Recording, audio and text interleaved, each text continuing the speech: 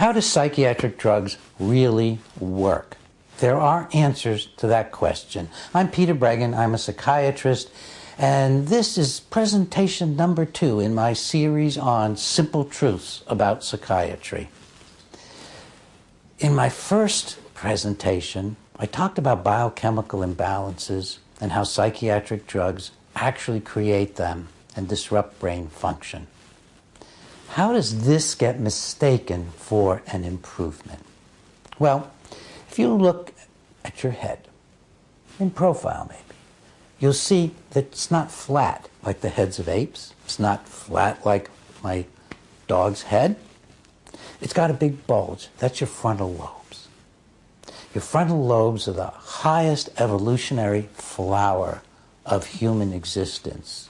It's what makes us what we call human beings. It's the seat of civilization. It's what's required for us to feel like we are persons and identities. And above all else, it's for our social relationships. Because that wonderful brain of yours and mine and everyone else's developed before we had the internet. It developed before we had tools. It probably developed before we were writing on walls, because it developed about 100,000 years ago. That's before towns and cities. So what did it develop for? It developed for our social relationships. And our social relationships are so complicated and subtle and marvelous and at times destructive as human beings that it took all of our brains to become who we are as persons, social beings. Every single psychoactive substance disrupts that function. There's no drug to put in there and make it better. They all disrupt that function. So why do we think that they're helping? If you drink a couple of beers at night and it relaxes you, maybe helps you sleep for a few hours, what's going on? Your brain is being sedated. It's being shut down. It's being slowed down. That's not an improvement in function. It's actually a harmful dysfunction. For example, if you all of a sudden had to do something important, if I'm a psychiatrist, as I am, and I'm going to answer the phone and I have a distressed patient, do I want to have 2 beers under the belt? Of course not. I need my frontal lobes functioning. And I hope my patients' frontal lobes are functioning, which is, by the way, why I don't start people on psychiatric drugs.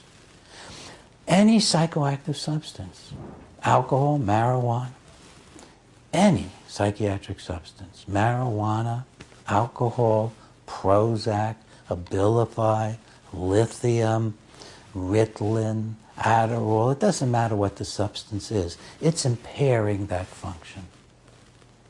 Well, why does it seem like it's helping? We already saw that it might seem like it's helping if you want less function at night and you just want to have yourself pressured to go to sleep.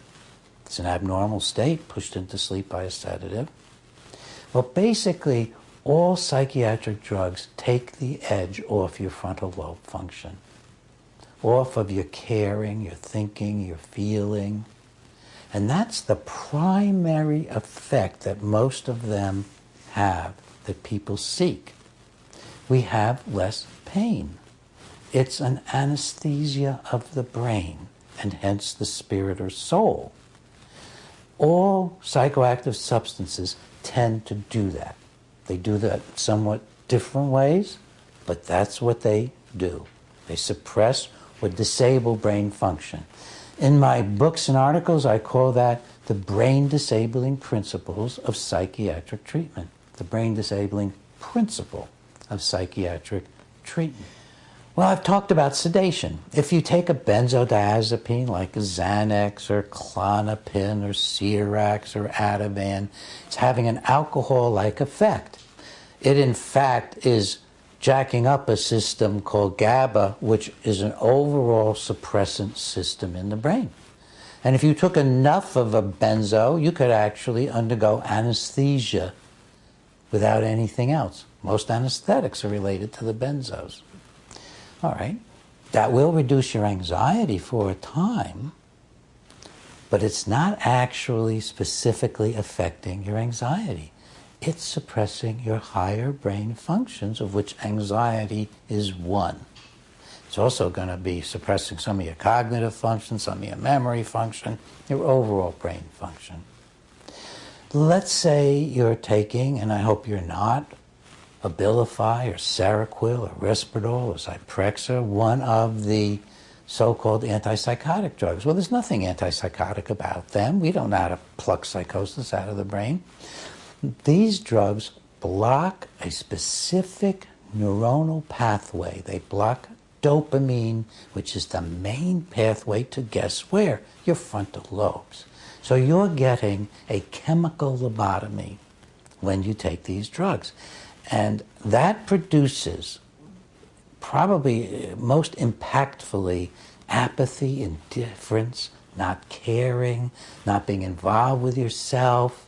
So patients who are hearing hallucinations, they don't go away when they take one of these drugs. They just don't care so much about them.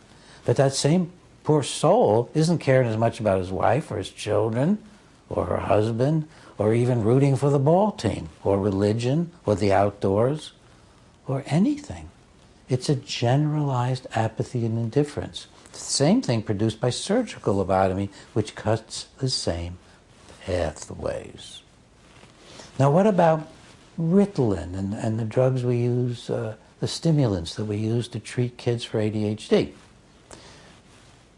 We'll talk about ADHD and whether it exists at another time. But we know exactly how these stimulants work because there are lots of animal studies showing that stimulant drugs cause animals to, again, be crushed in their spontaneous behavior. You can actually measure in an animal that, like a chimpanzee, it won't explore as much, it won't run around as much, it won't groom as much, it won't hug as much, it won't kiss as much, it won't fight as much, because there's a suppression of spontaneous behavior. And because of an effect on the basal ganglia, there's an increase in compulsive behavior. So there's an increase in compulsive behavior. Well, if you take this animal and put him in a cage, he looks like a much happier animal because he's not trying to escape, he's not trying to do anything, and he's doing compulsive stuff like chew on the bars or pick on his skin. That's what we do with our children in our classrooms. We turn them into good caged animals by giving them a drug that disables their brain by suppressing spontaneous behavior and causing obsessive behavior. So they might copy real hard from the board, but they're not learning anything more. It's going to be a special Simple Truths about Psychiatry to talk more about stimulant drugs and ADHD. But what I want to leave you with now is that if you're getting an effect from a psychiatric drug, it's a disabling effect. It may have even started with euphoria, because that's another thing that can happen when you hurt the brain. You can get apathy and indifference, you can get sedation, but you can get a temporary high. And many patients who just continue for their lives searching for that high again to feel better than ever on a psychiatric drug. That's usually the newer antidepressants, the SSRIs, like Prozac and Celexa and Zoloft and so on.